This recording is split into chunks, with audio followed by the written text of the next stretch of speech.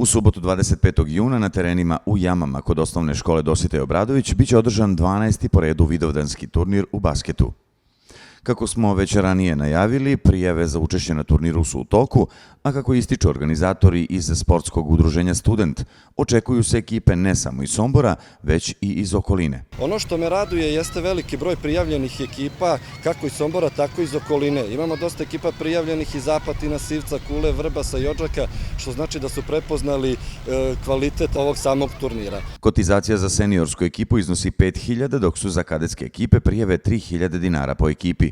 A kao i svih prethodnih godina, Uzelac ističe veliku podršku gradske uprave grada Sombora. Želeo bih da se zahvalim svima koji su pomogli i podržali organizaciju ovog turnira. Pre svega bi se zahvalio gradu i lokalnoj samoupravi grada Sombora koji su prepoznali kvalitet ovog turnira i u velikoj meri ga podržali. Pored grada, turnir su podržali Sportski savez grada Sombora, Sportski centar Soko, kao i mnogobrojni prijatelji turnira. A nagrada za najbolju ekipu na turniru iznosi 70.000 dinara.